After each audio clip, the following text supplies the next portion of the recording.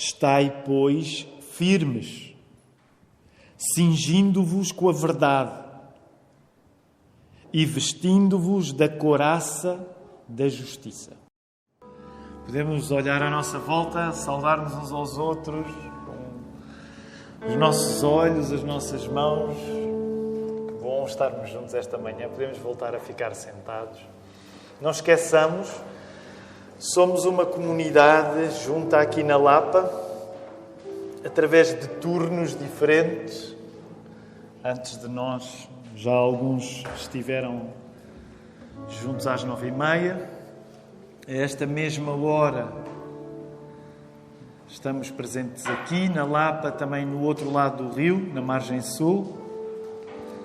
E se Deus permitir, daqui a 1h30, às 12h30, ainda outro turno estará. Seguimos o nosso Mestre juntos, uns com os outros. E depois, claro, fazemos parte de um povo muito maior do que a Igreja da Lapa, que está reunido em Lisboa, em tantas igrejas, no nosso país, em Portugal. Não esqueçam do privilégio que nós temos de encontrar em tantas cidades diferentes do nosso país e igrejas que louvam o Senhor.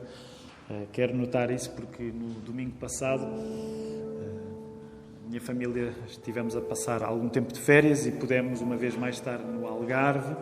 Estivemos em Faro, na igreja do pastor Joel Buxo Lopes, um grande amigo da nossa casa, e foi muito bom. Fomos muito abençoados na igreja da Ação Bíblica.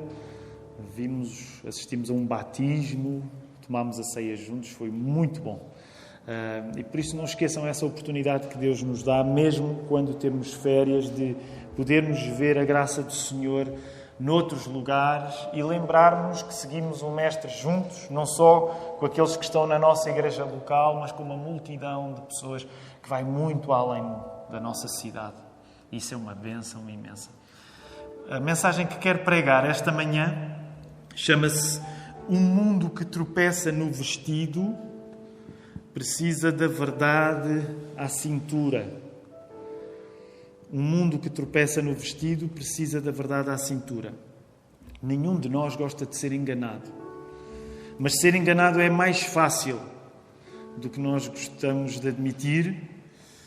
E isso acontece sobretudo quando nós escolhemos a realidade a partir do conforto que ela nos dá. Se a nossa maneira de viver for guiada pela escolha de factos confortáveis para nós, acreditem, nós vamos ser enganados muito mais do que desejaríamos. Ora, o que o Evangelho nos dá, o que Cristo nos dá, não é uma garantia de que nós vamos viver sentindo-nos donos da verdade. Mas aquilo que o Evangelho nos dá é que Jesus, sendo a verdade, pode e quer ser dono de nós. Então, nós queremos nesta hora preparar-nos para, ao ir mais fundo na palavra do Senhor, termos uma relação estreita com um Deus que nos guia na verdade, quer quando ela é confortável, quer quando ela não é confortável. E precisamos do poder dele para depender dele. E é também isso que nós exprimimos quando oramos juntos nesta hora. É isso que vamos fazer. Obrigado, Senhor, pelo privilégio de estar numa manhã de domingo acompanhado. Acompanhado por Ti, que nunca nos deixas. Acompanhado também pelos meus irmãos, pelas minhas irmãs na fé, aqui na Lapa, neste lugar.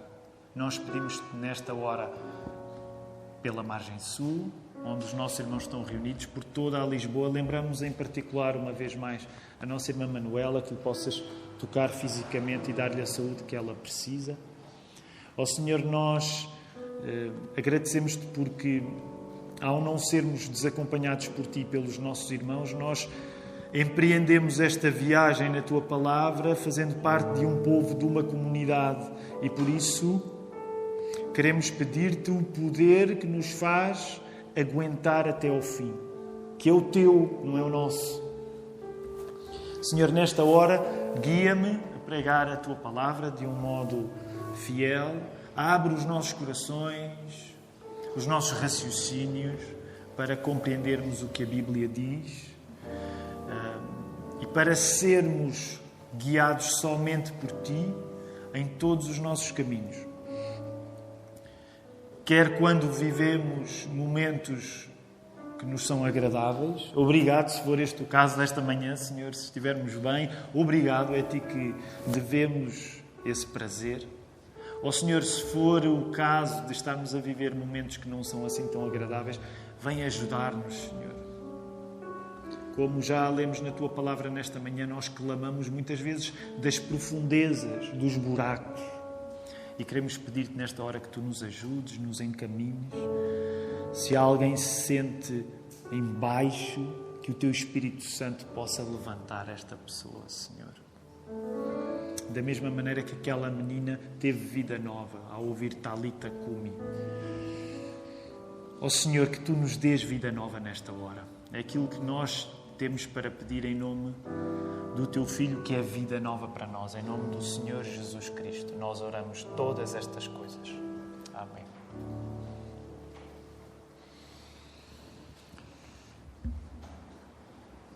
Há algumas ideias antigas que a Bíblia nos apresenta podem muitas vezes perder a sua expressividade quando coisas como a moda mudam. E nós sabemos que de há 2000 anos para cá, a moda tem tido as suas mudanças. Por exemplo, basta viver, sei lá, um período de mais de uma década, não é? Agora, pelo que ouço dizer, lá em casa, parece que agora os anos 90, Mark, sabias, os anos 90 estão na moda. Para aqueles que são mais velhos, já pensaram? Os anos 90 estão na moda. Não sei se guardaram alguma coisa no guarda-fato, mas podem ir lá desenterrar se ainda couberem nas mesmas roupas. Dizem que os 90s estão na moda agora. Mas todos nós sabemos que assim que a história passa, as modas mudam. E uma das coisas interessantes é que nós hoje estamos num texto bíblico em que precisamos de compreender alguma coisa sobre moda, porque estamos a falar num tempo em que o papel do cinto, diríamos assim, naquela cultura, naquele lugar, era ainda mais importante do que para hoje. Sei que estou a generalizar e estou agora a pensar sobretudo em homens, não é? Em homens.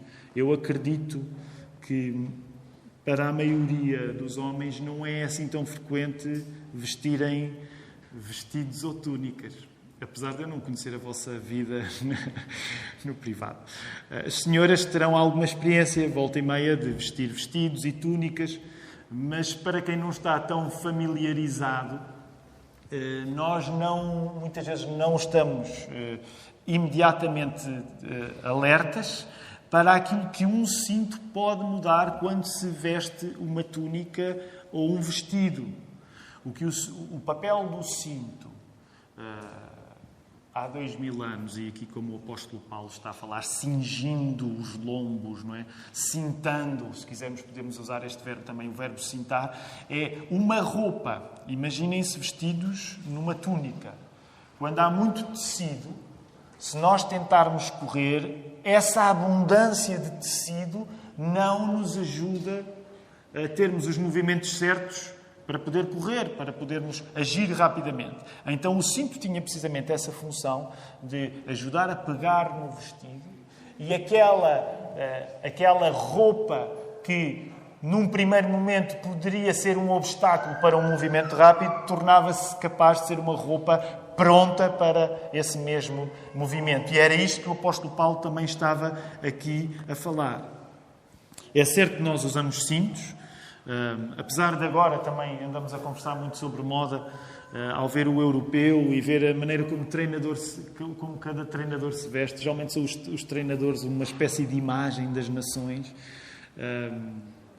Acho que podemos orar por Portugal hoje também, mas, e verdade seja dita, nós já fomos surpreendidos com alguns gestos do nosso treinador inspiradores. Mas dependendo do treinador que nós olhamos, não é? Qual é o treinador preferido? Filipe, o teu é o da Itália, não é? É o Mancini, não é? que ainda ontem jogou. Aliás, temos o Josué connosco, que é da Itália, e geralmente os italianos, os treinadores italianos têm algum tipo de detalhes de moda, porque a Itália é um país muito vaidoso, mas há salvação para os italianos, naturalmente. E então falávamos acerca, por exemplo, da moda de nem sempre se usar cinto. Agora está na moda, quando o corte é mais subido, não usar cinto. Não sei se sabiam disto, mas os homens que quiserem usar assim, calças mais subidas não precisam de usar cinto. Quer dizer, desde que as calças não caiam, naturalmente. Estou a afastar-me perigosamente. Vamos voltar aos cintos. A função do cinto era essa função transformadora. Da mesma maneira que antigamente um cinto podia ser a diferença da imobilidade para a mobilidade, o apóstolo Paulo diz-nos que esse progresso só pode acontecer através da verdade. E esta é uma das primeiras ideias que eu gostaria que tu, nesta manhã, pudesse absorver. O verdadeiro progresso só pode acontecer quando nós estamos cintados pela verdade. O mesmo se aplica à ideia de justiça, apesar de hoje a minha ênfase não será a ideia de justiça, mas que aqui devia ser usado como coraça. A palavra no grego é toraca, é aquilo que nos dá a origem, ainda hoje, à expressão tórax. E há um provérbio que provavelmente a maior parte de nós conhece, que diz que a mentira tem perna curta, não é? A mentira tem perna curta. Não é difícil entender quando nós ouvimos esse provérbio que mesmo que haja um escape imediato quando nós fugimos à verdade, ficarão pontas soltas que nos vão fazer tropeçar mais tarde. Mesmo quando a mentira nos parece livrar de um aperto, acabaremos por pisar no vestido e estatelar-nos no chão.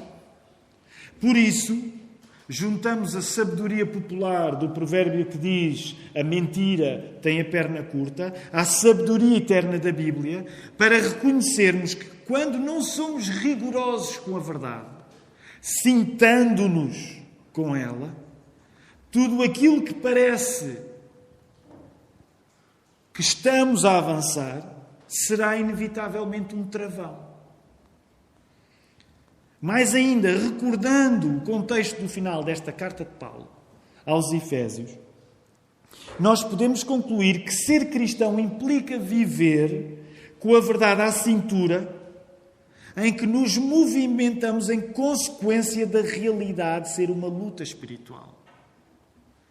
Temos constantemente repetido esta ideia. Não se esqueçam, o clímax desta carta, o ponto de temperatura máxima desta carta que Paulo escreveu aos Efésios, é quando ele quer aplicar a coisa extraordinária da fé cristã ser una, mas não ser uniforme, e quando ele está a dizer que tudo isto se vive em comportamentos, valorizando as pessoas, mas no final diz que é fundamental que nós compreendamos a realidade como a realidade é. E a realidade é uma luta espiritual, é uma batalha espiritual.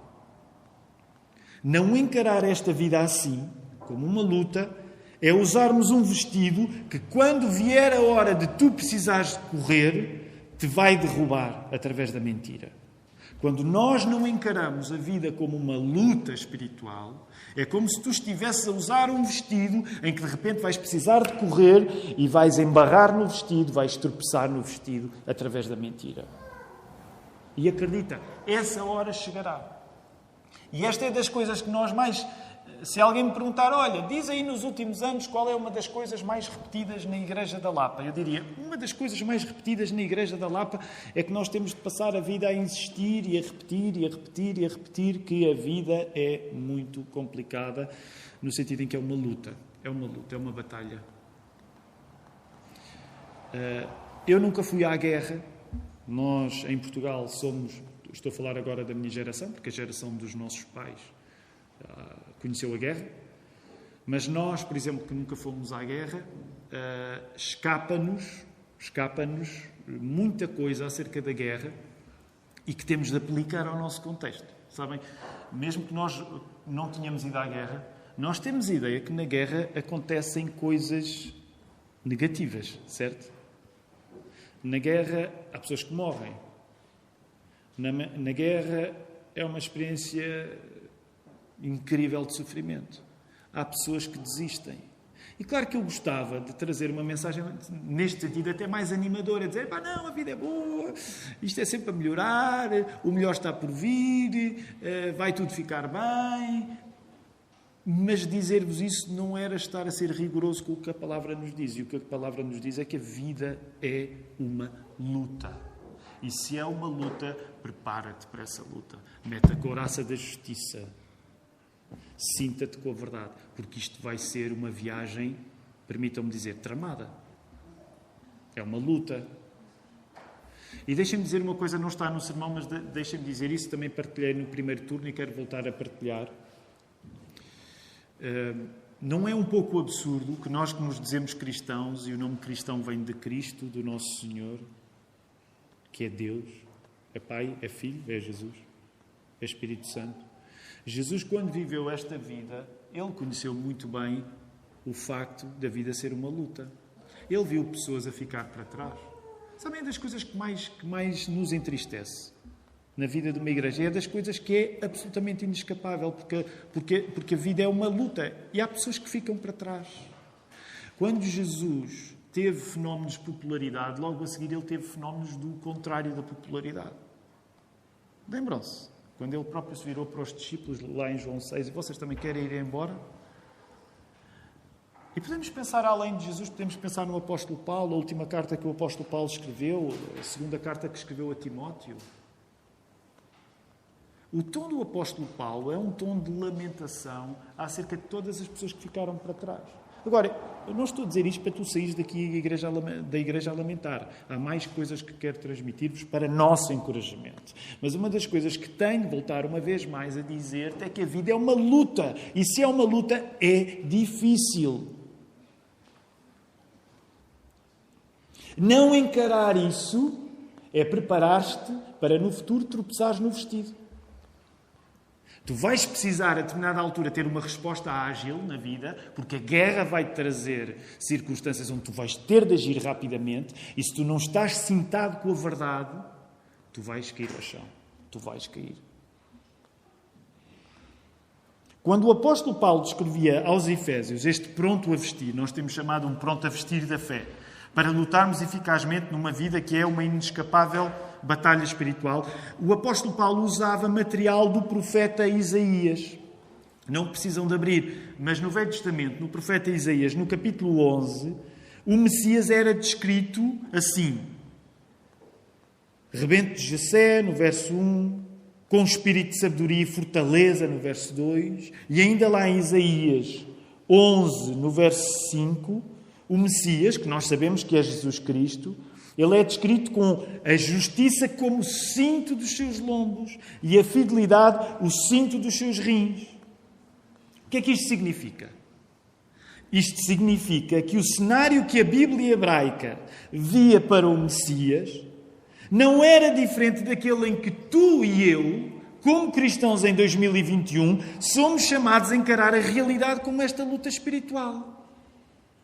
Neste sentido, quando falamos da vida ser uma luta, não te cabe a ti nada menos que não tenha cabido ao próprio Filho de Deus. Sabes como é que não dá para evitar o facto de que esta vida é uma luta?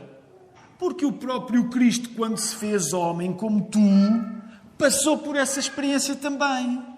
Logo, tu és chamado a vestir a roupa espiritual, esta roupa espiritual, precisamente porque Jesus também a vestiu. E o que nós acreditamos, porque nós acreditamos numa doutrina chamada união com Cristo. Pelo facto de sermos justificados, somos colocados numa união com Deus. E acreditamos que por causa disso, o pastor Filipe ainda na semana passada falou sobre isto, é-te dado o poder de Jesus para tu viveres nesta vida. Estamos a falar de mentiras, estamos a falar de verdade. Um dos meus autores preferidos, e autor preferido de muitos de nós, C.S. Lewis, e ele dizia assim: se tu procurares a verdade, talvez encontres conforto. Mas se mas se tu procurares conforto, é certo que nem conforto nem a verdade vais encontrar. Então, Lewis dizia isto. Quando nós procuramos a verdade, talvez encontremos conforto. Mas quando nós procuramos conforto, nem conforto nem verdade. E eu sei que esta é uma maneira muito radical de colocar o assunto. Mas é uma maneira que é radical, mas sincera, no modo como nós temos dificuldade em lidar com a verdade. Usar a verdade como cinto dá-te o verdadeiro progresso. Lembra-te o avanço, não é? O não tropeçar. Usar a verdade como cinto dá-te o verdadeiro progresso, que é relacionar-te com o mundo sem ser a partir do conforto. É isso que também está em causa neste texto bíblico.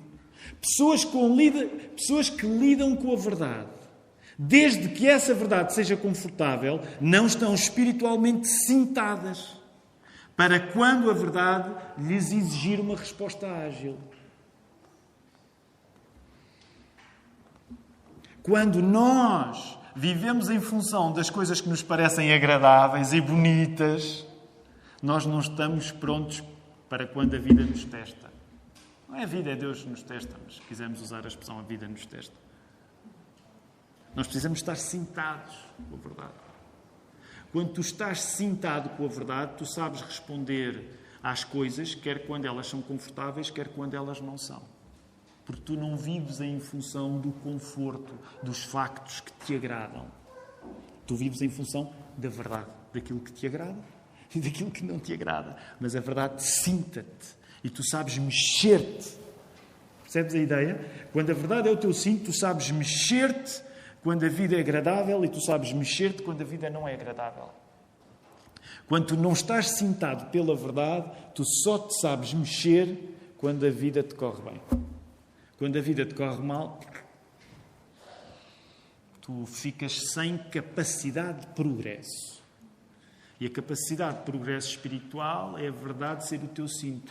Não é que tu desejes viver circunstâncias desagradáveis. Eu não desejo. Mas tu estás pronto para te mexer nelas. E o que acontece muitas vezes é que, como nós só gostamos dos factos que nos são agradáveis, não estamos prontos para progredir quando eles se tornam desagradáveis. Quando eles se tornam desconfortáveis. E deixa-me acrescentar alguma coisa acerca desta verdade. Sabem, a palavra grega para verdade é uma palavra bonita, aletheia. Há uma editora em Portugal chamada Aletheia, que até esteve connosco há uns anos num dos fins de semana cheios na Lapa que nós fizemos. E talvez algo que hoje nos atrapalhe na relação com a verdade seja precisamente este sentido de nós querermos achar a verdade e depois sermos tentados em querermos ser proprietários da verdade. Mas é curioso que na Bíblia a verdade também aparece como algo que, quando se revela totalmente, é menos algo que tu tens e é mais algo que te tem a ti. Vou voltar a repetir.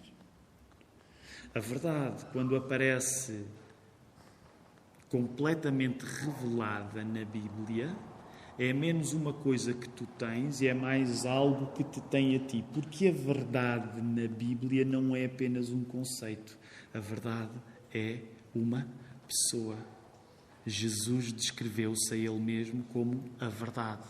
Lembram-se lá em João, no capítulo 14, verso 6, num grande discurso que Jesus está a fazer aos discípulos antes da sua morte, ele vai a expor-se a si próprio, dizendo que ele é o caminho, a verdade e a vida. E ao longo dessa grande conversa que Jesus tem com os discípulos antes da sua morte, ele vai explicar que não somos nós que procuramos pela verdade. Mas é a verdade, Jesus, que faz questão de não nos perder. E uma das partes... Eu amo esse discurso de Jesus. Mas uma das partes que eu gosto mais, logo ali no capítulo 14, no verso 13, é quando ele diz: voltarei e vos receberei para mim mesmo, para que onde estou, estejais vós também. E eu gostava de sublinhar esta questão, porque creio que concordarás comigo. Nós gostamos de olhar para nós e de pensar, eu sou uma pessoa motivada para conhecer a verdade e para dizer a verdade.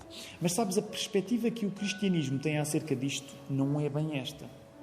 Aquilo que a fé cristã diz é que nós não somos pessoas naturalmente inclinadas para a verdade. Pelo contrário. Portanto, a questão não é uma capacidade que tu tens de adquirir a verdade e de te tornares dono da verdade. Por isso é que quando Jesus explica o modo como Deus se relaciona connosco, Jesus explica que quem toma a iniciativa é Deus. Portanto, não somos nós que somos criaturas com um discernimento tal que naturalmente vamos à verdade dos factos e os possuímos. A verdade é Jesus, que é Deus, que nos possui a nós e que faz questão de nunca nos perder, de nos guardar até ao fim.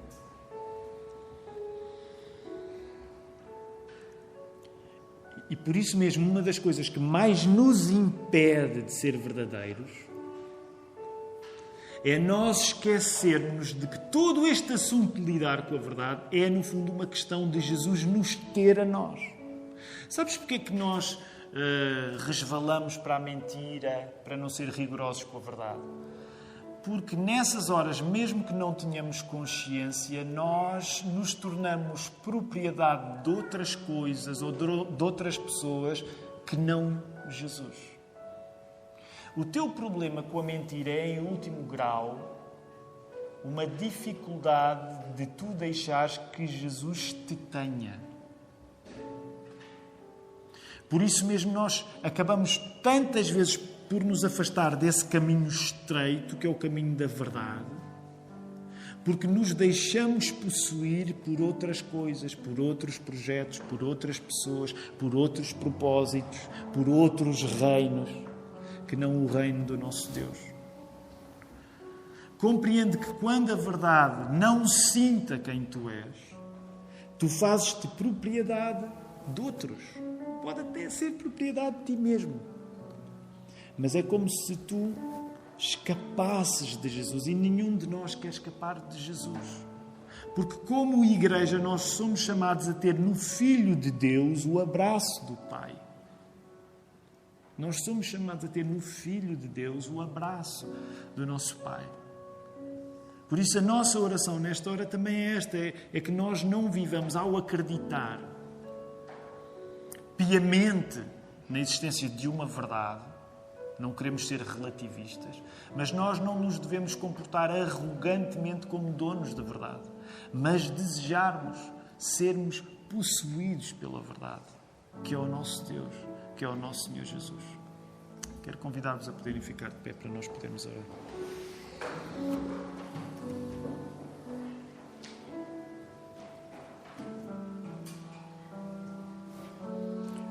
Deus Pai, em primeiro lugar, nós queremos uma vez mais admitir que até quando estamos interessados na coisa boa que é a verdade, nós somos tentados em exercer uma relação de propriedade sobre ela e julgar que a capacidade que temos para ser verdadeiros, em último grau, depende de nós.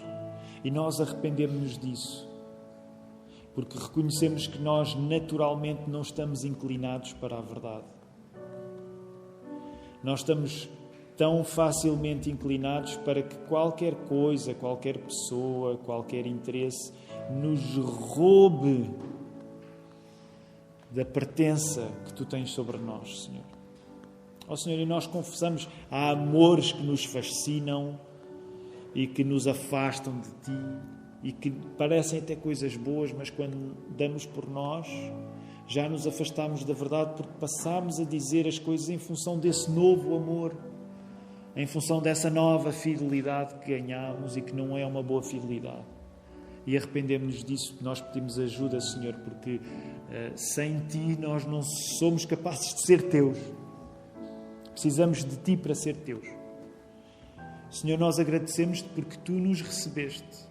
Nós oramos por todos aqueles que, estando aqui ou assistindo à transmissão deste serviço culto, podem ainda lutar contigo e queremos pedir-te, Senhor, que este seja o dia de Tu seres o proprietário dessas pessoas, Senhor. Que seja o dia da salvação, de nós mudarmos de fidelidade, de nós passarmos a ser propriedade tua, Senhor. Eu agradeço pelo dom, Senhor, que é fazermos esta caminhada juntos. Obrigado, Senhor, tu estás em primeiro lugar connosco, mas obrigado pelas minhas irmãs, pelos meus irmãos com quem caminho junto, Senhor. Obrigado, Senhor, porque estamos aqui para nos ajudar uns aos outros, estamos aqui para nos valer uns aos outros. Sabemos que haverá momentos em que vamos correr e o vestido nos vai atrapalhar e vamos tropeçar. Ajuda-nos, Senhor, a sermos cintados pela verdade, dá-nos a coragem que nós precisamos. Recebam a bênção do Senhor. Que a graça do Senhor Jesus Cristo, o amor de Deus Pai e a comunhão do Espírito Santo sejam com todos hoje, neste dia de descanso, e sendo a tua vontade, Senhor, na semana de trabalho que nos segue, onde queremos ser agentes de esperança. Amém.